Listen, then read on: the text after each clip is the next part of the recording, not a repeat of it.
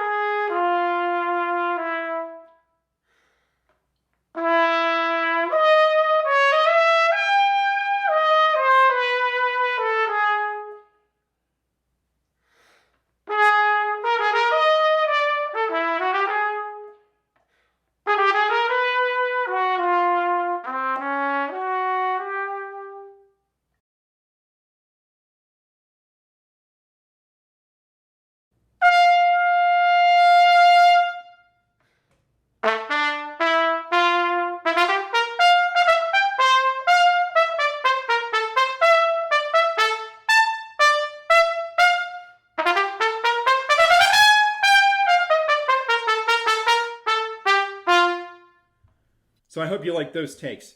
I'd advise that you listen to full ensemble recordings of both pieces.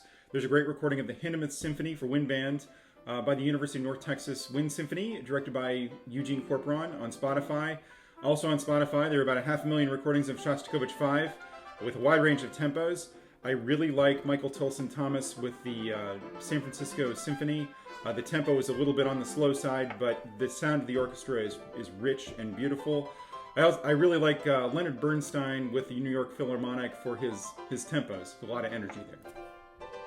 The Hindemith excerpt poses two challenges. The first one is pitches and intervals. So be able to sing the intervals as you go. So play it, sing it, get it in your ear. If you want to take that a step further, you can also play the pitches on the mouthpiece. The second part of it has to do with rhythms. So you want to practice slowly with a metronome. Set your metronome on 8th note equals 120 at first. That's below tempo, but you can focus on the accuracy of the dotted 8 16th rhythm and of the dotted 8 30 seconds. I've executed the grace notes in measure 4 as 30-second notes. After you can do that confidently, you want to speed it up to quarter note equals 100 and retain that same rhythm.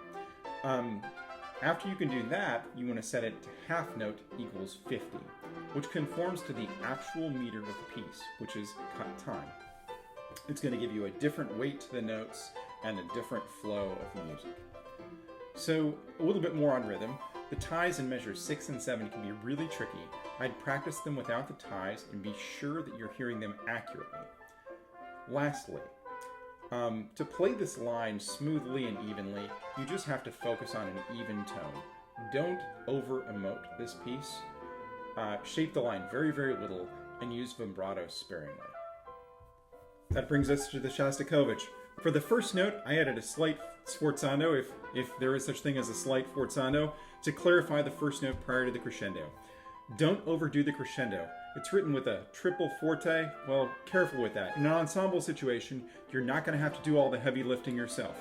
There's an entire brass section to back you up. In an audition, you don't want to lose control of the tone or the pitch.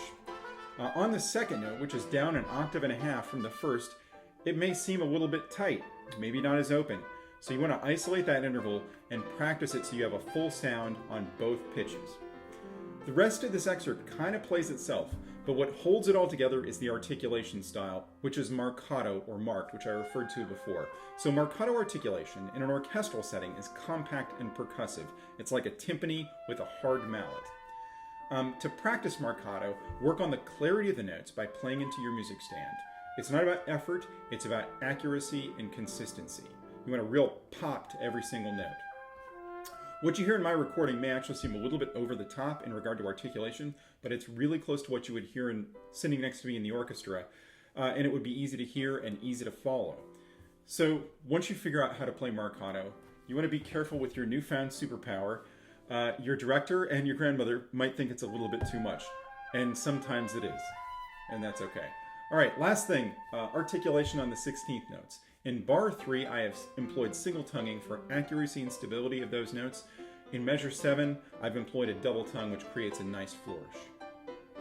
So thanks a lot for tuning in. If you have any questions about anything in this video, or you want to get a coaching with me, you can contact me at kgorman@utm.edu. Again, I'm Dr. Kurt Gorman, the trumpet professor at the University of Tennessee at Martin. Look forward to hearing from you. Take care.